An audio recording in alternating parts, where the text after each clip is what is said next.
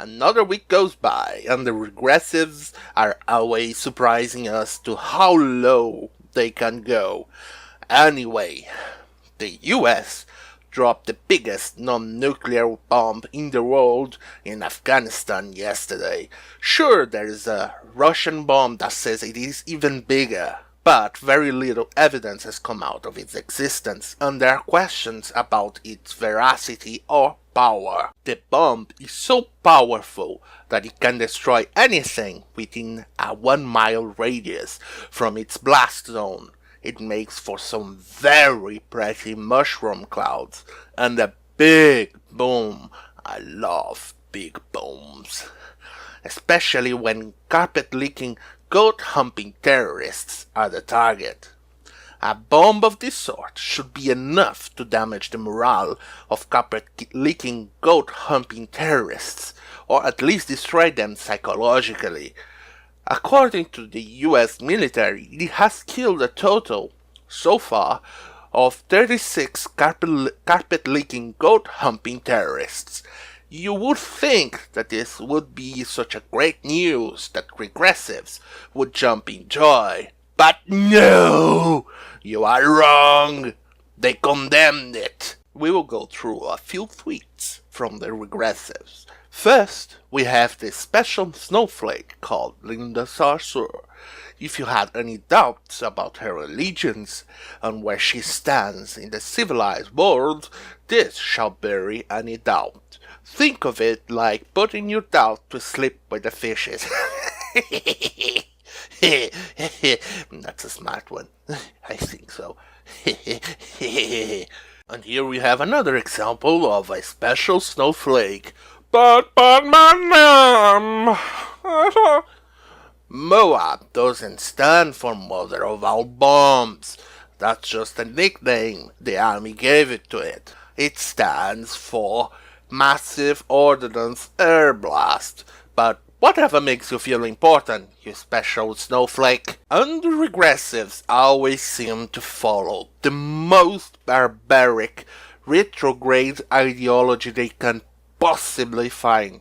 Isn't it interesting that she has a map about bombs and their blast radius layered over New York? She linked to a news article, sure, but it doesn't stop me from being an asshole and poke fun over her religion's predilection for suicide bombers. Right?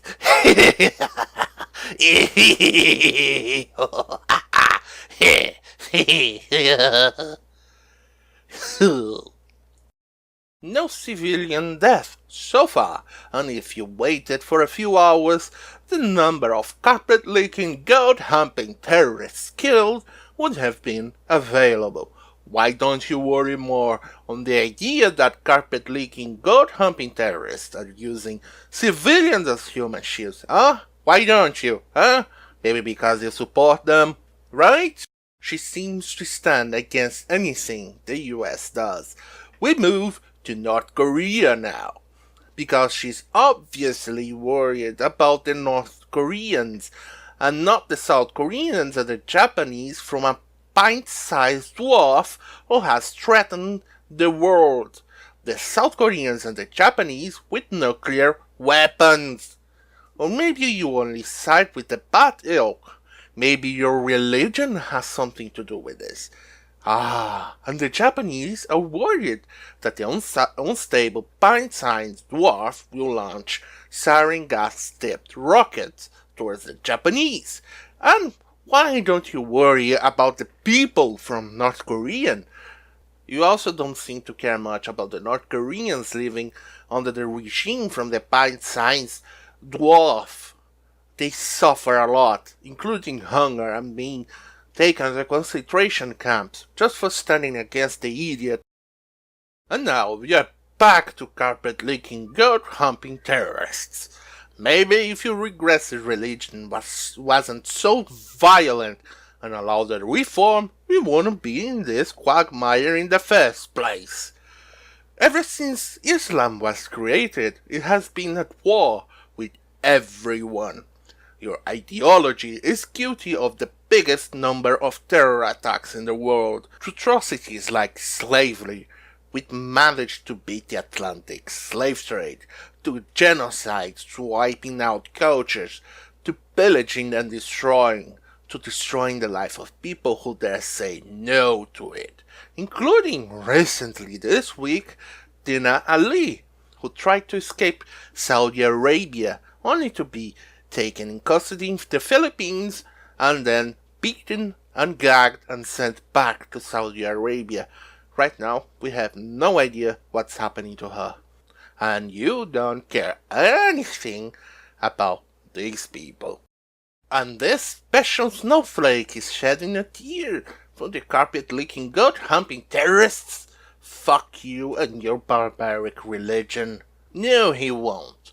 But maybe you should worry more about educating your comrades from Islam to abandon Sharia law and violence. Oh wait, you support Sharia law. Then you are part of the problem. But anyway, how do you suggest we fight the carpet-licking, goat-humping terrorists? With puppies and hugs? With kisses and kittens? Ugh, stupid idiot! If you think the stupid ended here, you'll be wrong. Now, even more stupid. March for Science, where they not only condemned the attack, but called ISIS a marginalized people. Yes. Stand there, think about it just a little bit. ISIS a marginalized people. Yep. I even couldn't make this up, even if I sat on my epiphany throne and took a huge dump. I've already talked about March for Science before.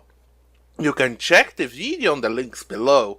Anyway, in summary, this is what happens when you let special snowflakes infiltrate your movement. Maybe she should be called Mother of all Regressives or MOAR. Fuck this week. Toodles.